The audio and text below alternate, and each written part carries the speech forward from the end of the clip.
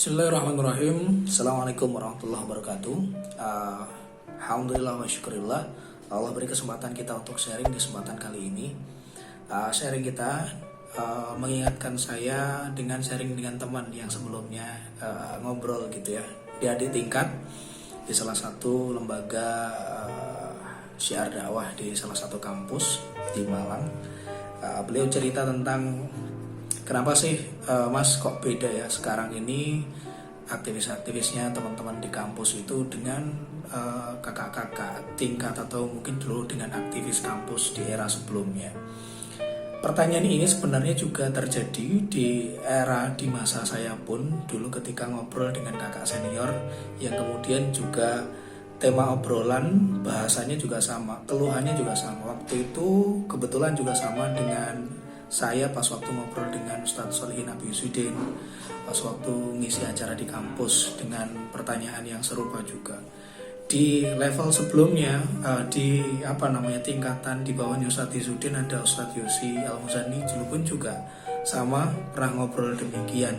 Ada kakak tingkat di salah satu universitas di Malang pun juga saya ajak ngobrol demikian. Ternyata obrolan itu, pertanyaan tentang kegundahan itu ditanyakan oleh adik tingkat saya ke saya. Ini di fase yang mungkin jenjang tingkatnya itu udah jauh beda. Saat ini sedang di kampus dan saat ini saya sudah selesai dari dunia kampus, yang artinya beda generasinya jauh gitu ya. Tapi tema bahasanya sama, pertanyaan atau mungkin keluh kesahnya sama. Apa sih yang bikin beda gitu ya?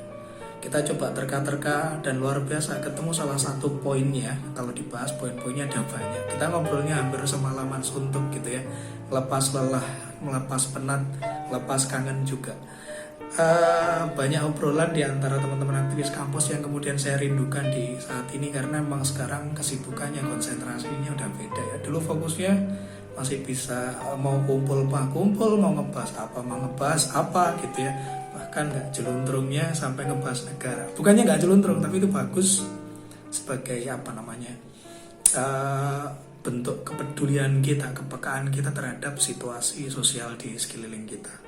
Kalau saya ingat ya, kurang lebihnya satu poin yang ingin saya sampaikan adalah sudah mulai lunturnya semangat atau hilangnya ruh dakwahnya di teman-teman. Salah satu di antara saya pun juga ngerasa itu, yaitu terlalu banyak sibuk dengan aktivitas yang kayaknya sia-sia gitu.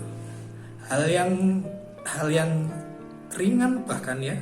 Aktivitas yang sia-sia itu seperti apa sih? Aktivitas yang membuat kita jadi nggak produktif, ataupun kalau produktif itu nggak sesuai dengan yang kemudian diperlukan oleh keadaan zaman atau mungkin keadaan lingkungan kita, kebutuhan organisasi atau kelompok kita. Yang pertama emang kesibukan yang sia-sia. Benar, ini pun juga dijawab sama Ustadz Sholihin Abiuddin di dalam sebuah bukunya, kalau nggak salah Zero to Hero ya. Ada salah satu bab itu sempat juga disampaikan oleh beliau. Kurang lebihnya kesibukan apa saja yang kemudian kita lakukan saat ini yang menghabiskan waktu kita, yang menghabiskan konsentrasi kita, yang yang kemudian kita lakukan itu semuanya sudahkah itu memenuhi kriteria efektif dan efisien? Atau bahasa simpelnya, sia-sia nggak sih apa yang kamu lakukan saat ini untuk ini semuanya gitu ya. Kalau nggak sumbut, bahasanya orang tua zaman sekarang, kalau nggak sumbut ya tinggalkan. Ada quote salah satu yang luar biasa dari salah satu penyair Persia yang dikutip dalam sebuah buku. Jika kesibukan itu dapat menimbulkan kelelahan, maka ya waktu luanglah yang kemudian bisa menimbulkan kerusakan. Jadi faktor utama di antara banyak kelelahan kita yang kita anggap itu ternyata yang kita anggap itu awalnya virus, ternyata malah bukan virus itu. Capeknya kita berjamaah, capeknya kita mikirin umat, capeknya kita untuk berkontribusi untuk kepentingan yang lebih besar untuk agamanya Allah, mungkin dalam tanda kutip kalau itu aktivis, atau capek lelahnya kita untuk ngurusi keluarga. Amanah dakwah kita adalah keluarga, maka itu tidaklah sebanding dengan penyakit atau virus, namanya virus nganggur, virus waktu luang. Wah, bahasanya masih waktu luang, karena di waktu luang ini kita akan memutuskan diisi dengan apakah itu. Nah, kalau kita salah memutuskan untuk ngisi apa di waktu luang kita, maka yang terjadi adalah kerusakan yang sangat besar. Luar biasa. Albert Zamhari, penyair Persia, dengan quotes-nya yang seperti itu kayaknya relate banget sama kehidupan kita saat ini. Ya nggak sih? Ya, kalau misalnya dibanding ya, misalnya kita mikirin apa sih?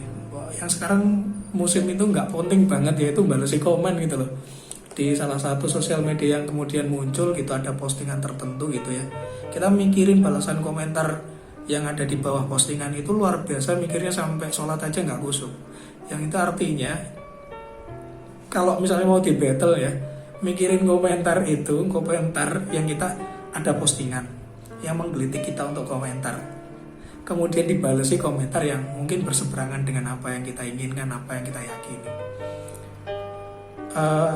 Mungkin sampai ke, nggak sampai pisu-pisuan sih, ininya berbeda pendapat gitu. Kita tuh gedingnya sampai luar biasa, mangkelnya tuh sampai luar biasa, bencinya tuh sampai ke bawah-bawah pas waktu sholat, emosional gitu. Kayaknya habis sholat itu pengen cepet-cepet balesi komennya itu tadi, karena masih belum selesai. Kalau nggak selesai sampai saya menang gitu, kayaknya nggak puas. Nah, itu yang dirasakan oleh banyak orang.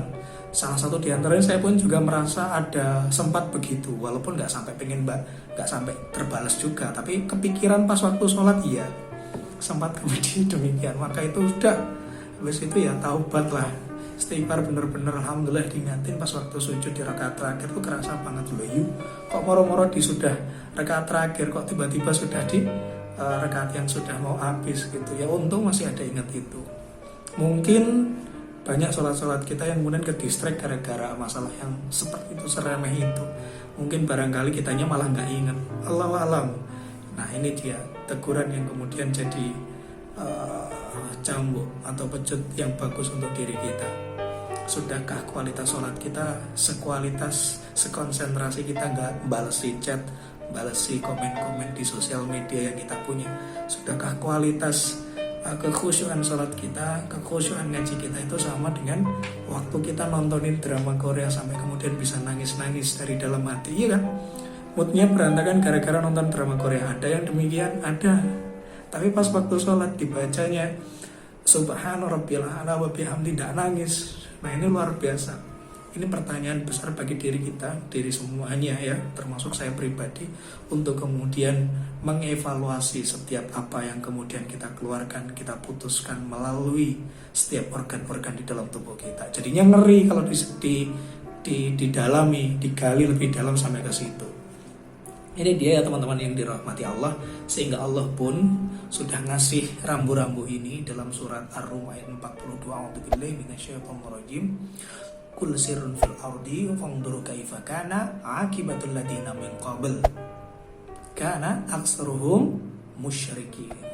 Kata Allah ya, adakah perjalanan di muka bumi ini yang kemudian kamu lihat, kamu perhatikan bagaimana kesudahan atau endingnya atau akhirnya orang-orang yang dahulu-dahulu, belajar dari orang atau senior-senior kita terlebih dahulu gitu ya. Kebanyakan dari mereka itu adalah orang-orang yang mempersekutukan Allah. Mempersekutukan Allah nih bahasanya kayaknya jahat banget yang kemudian dilakukan, padahal kita sendiri sering melakukan itu. Yaitu tadi, mikirin balesin chat, mikirin balesin komentar, ataupun pas lagi apa gitu yang kemudian ke distract sholat kita gara-gara itu. Ini termasuk salah satu contoh-contoh kecil bentuk mempersekutukan Allah. Loh, kalau ya gini aja lah, bayangin kamu datang atau kita misalnya ngedate sama seseorang, kita ngobrol sama seseorang yang kita suka, yang kita hormati misalnya. Kalau misalnya disambi balesin chat si dianya ya, si beliaunya, si orang yang kita cintai tadi itu ngobrol sama kita nyambi balesin chat, itu rasanya gimana? Itu kan mempersekutukan kita, kayaknya kita itu dicuekin, disecondkan, dikeduakan begitu. Itu yang kemudian dimaksud dengan mempersekutukan Allah. Itu hampir mirip seperti itu, tapi ini contoh yang kecil, contoh receh. Ada banyak contoh-contoh besar yang kemudian kita lakukan, ya sampai ke syirik, sampai ke yang lainnya. Tapi ini dilakukan pas waktu ibadah sholat gitu ya. Ya memang begitu tantangannya sholat, tapi perlu kesadaran bagi kita untuk kemudian yuk balik lagi.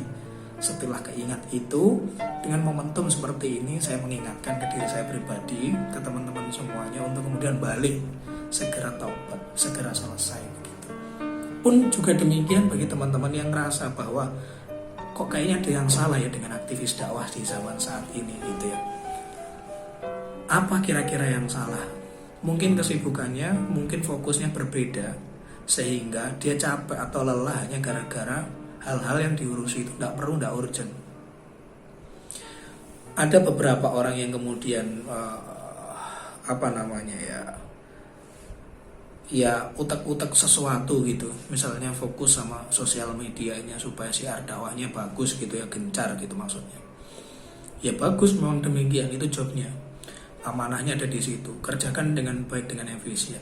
Tapi saking fokusnya dengan jobnya itu, dengan mikirin bagaimana caranya supaya nanti kontennya menarik, supaya siarnya itu banyak diterima orang, supaya nanti kontennya selalu baru, fresh gitu ya.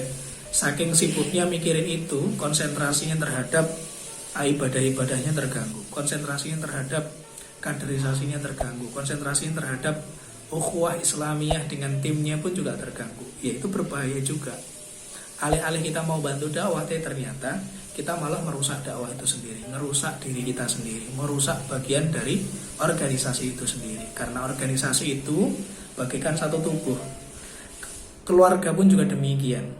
Organisasi lembaga dakwah kampus atau lembaga dakwah masyarakat, tahlilan, RT RW dan seterusnya itu sama. Jika kita fokus dengan sesuatu hal yang nggak perlu, alih-alih kita bangun, ternyata malah kita ngerusak, karena itu akan nyampein atau bahasa kasarnya sia-sia, muspro apa yang kemudian dilakukan itu. Ada salah satu contoh yang luar biasa dicontohkan oleh salah satu orang yang solih di zamannya. Hasan bin Hanan melewati sebuah rumah yang kemudian selesai dibangun. Beliau berkata, kapan rumah ini dibangun? Dia mikirin, ada lihat rumah bangunan bagus itu, kapan ya rumah ini dibangun? Habislah astagfirullahaladzim.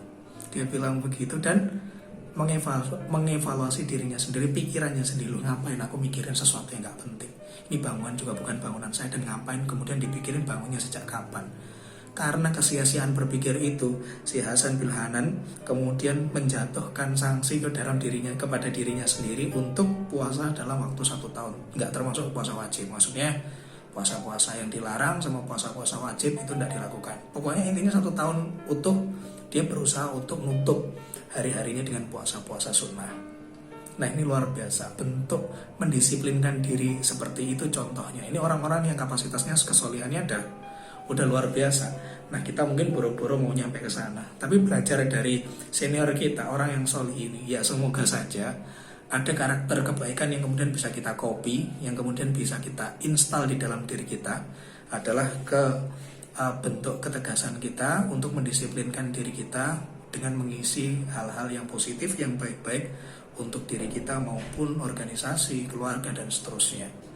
Terakhir, ya dengan kemudian kita sportif seperti itu ya, kita sportif untuk mendisiplinkan diri. Terakhir, semoga kita juga bisa introspeksi bahwa ya biar kita nggak terjerumus dengan kesibukan yang sia-sia lagi, yang akhirnya memperkeras hati kita, memperkeruhkan pikiran kita, mengotori jiwa dan seterusnya, sehingga kesibukan-kesibukan yang kemudian kita lakukan ya lebih dipikir-pikir lagi, lebih bijaksana. Ya semoga itu bisa jadi nasihat buat saya pribadi dan khususnya untuk semuanya saja. Semoga Allah akan membimbing kita dan diingatkan dalam jalan kebaikan dan kesabaran. Subhanallah, alhamdulillah, wa la ilaha illallah, wallahu akbar. Allahu a'lam bishawab.